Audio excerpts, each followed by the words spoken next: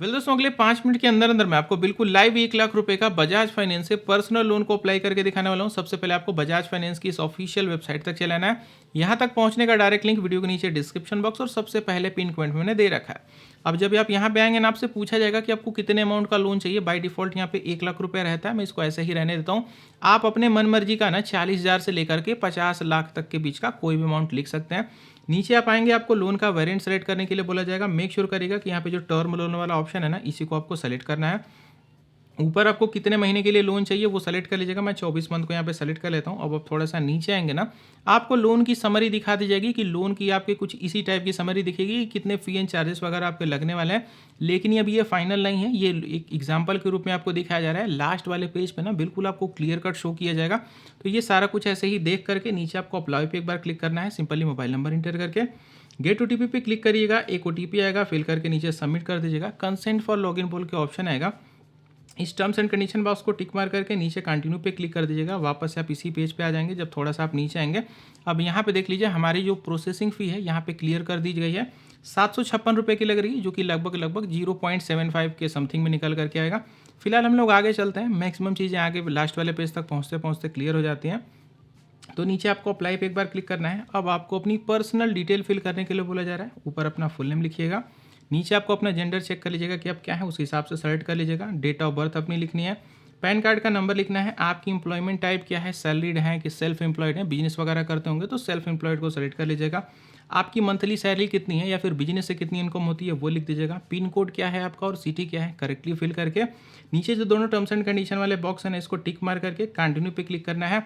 Account verification is progress होकर के आप अगले पेज पे आ जाएंगे। अब यहाँ पे आपको अपना इनकम वेरिफिकेशन करना है। अब ये क्या सीन है, यहाँ पे आपको उस बैंक अकाउंट को सेलेक्ट करना होता है जिसमें या तो आपकी सैलरी वगैरह आती है या फिर जिस भी बैंक अकाउंट को आप अपने बिजनेस के लिए यूज़ करते हैं, बस आपको उसी अकाउंट को सेलेक्ट करना होता है। नीचे आप कंटिन्यू पे क्लिक करेंगे ना, अब आपसे आपके बैंक का नेम पूछा जाएगा तो अपने हिसाब से सेलेक्ट कर लीजिएगा। इसके बाद नीचे आपको टर्म्स एंड कंडीशन वाले बॉक्स को टिक मार करके गेट ओटीपी पे एक बार क्लिक करना है। सिंपली एक ओटीपी आएगा, उसको फिल करके प्रोसीड करिएगा। अब अगले पेज पे क्या करना है, थोड़ा सा स्वाइप डाउन करके नीचे जाइएगा। आपके बैंक का नेम आगे लिखा रहेगा, अकाउंट नंबर भी लिखा रहेगा। आगे यहाँ पे जो बॉक्स दिख रहा है इस पर टिक मार करके नीचे अप्रूव पे क्लिक कर दीजिएगा। अब यहाँ पे आपको रीडायरेक्ट किया जाएगा एक अगले पेज के ऊपर। अब यहाँ से आपकी इंप्लॉयमेंट डिटेल पूछी जाएगी, यानी कि आप क्या करते हैं, आपकी कंपनी वगैरह का क्या नेम है। जैसे आप कोई बिजनेस करते होंगे तो उसका क्या नेम है, तो वो डिटेल आप लिख दीजिएगा। कंपनी का क्या टाइप है, प्राइवेट सेक्टर की है, गवर्नमेंट सेक्टर की है, जैसा होगा लिख दीजिएगा। आपकी जॉब प्रोफाइल क्या है, आप उस कंपनी में क्या करते हैं या फिर उस बिजनेस में आप क्या करते हैं। हो सकता है आप ही का बिजनेस हो तो आप ओनर हो सकते हैं, कहीं पढ़ाते होंगे तो हो सकता है आप टीचर होंगे, या फिर कहीं के आप मैनेजर होंगे, असिस्टेंट मैनेजर होंगे। जो भी होगा अपने हिसाब से आप लिख दीजिएगा। नीचे अब आपको वर्क ईमेल आईडी लिखने की जरूरत नहीं है क्योंकि ये ऑप्शनल है।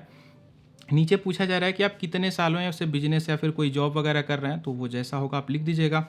नीचे अगर आपकी पहले से कोई ईएमआई वगैरह तो नहीं चल रही है, चल रही होगी तो लिखिएगा, नहीं तो जीरो कर दीजिएगा। इसके बाद नीचे आपको कंटिन्यू पे क्लिक करना है। आपकी ऑफिस का एड्रेस पूछा जाएगा या फिर जो बिजनेस अगर आप करते होंगे तो बिजनेस का एड्रेस आपको लिखना है। अगर आपका एड्रेस आपके घर के आसपास वाले होगा तो आप चाहें तो घर का भी एड्रेस लिख सकते हैं। तो ये सारी चीज़ों को लिख करके नीचे आपको कंटिन्यू पे क्लिक करना है। अब आपको रीडायरेक्ट किया जाएगा डिजिलॉकर के ऊपर। यहाँ पे आपको अपने आधार कार्ड का नंबर लिखना है।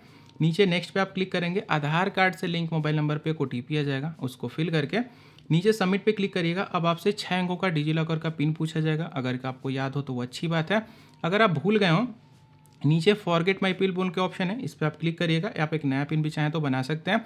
फिलहाल मुझे याद है, मैं लिख करके नीचे डन पे क्लिक करता हूँ। आपके आधार कार्ड से ना आपका जो एड्रेस है यहाँ पे फेच कर लिया जाएगा।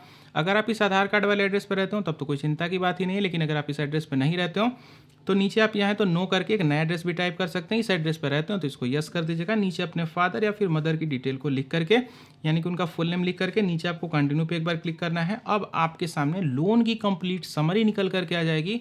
यहाँ पे अगर आप ध्यान देंगे 1 लाख रुपए का लोन का अमाउंट जो हम लोग ने अप्लाई किया हुआ है, यहाँ पे जो दोनों नीचे ग्रीन कलर से ऑप्शन है इन पे क्लिक मत करिएगा।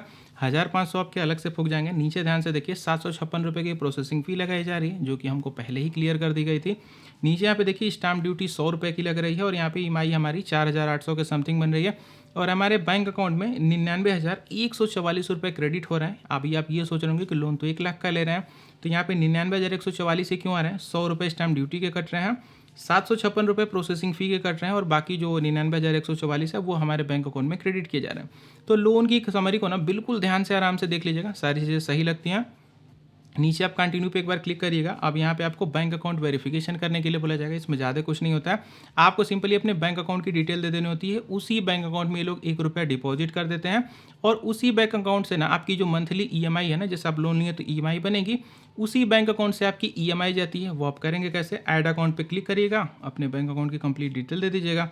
ये सारा कुछ लिखने के बाद नीचे आप कंटिन्यू पे क्लिक करिएगा। बैंक अकाउंट वेरीफाइड सक्सेसफुली बोल के इस अगले पेज पे पहुंच जाएंगे। अब थोड़ा सा इंपॉर्टेंट है, ध्यान से सुनिएगा। यहाँ पे आपको दिखा दिया जाएगा ना कि एप्लीकेशन सक्सेसफुली सबमिटेड, और यहाँ पे ना जब ये प्रोसेस आप कंप्लीट कर लेंगे ना, 24 घंटे के अंदर अंदर बजाज की तरफ से, बजाज के रिप्रेजेंटेटिव है ना, आपको सामने से कॉल करेंगे। आपको कॉल कौन करने वाले हैं उनकी डिटेल यहाँ पे पहले से लिखी रहेगी। फिलहाल मैंने इसको थोड़ा सा ब्लर कर रखा है, और जब वो आपको कॉल वेरिफिकेशन वाली आ जाएगी ना, उस पर आपको कुल बेसिक चीज़ें समझाएंगे कि आपका कितना का मंथली ईएमआई वगैरह है, ये सारा कुछ आपको बता देंगे। इस कॉल के कंप्लीट होने के बाद ना 24 घंटे लगते हैं आपके बैंक अकाउंट में आपका जो लोन वाला अमाउंट है वो क्रेडिट होने में।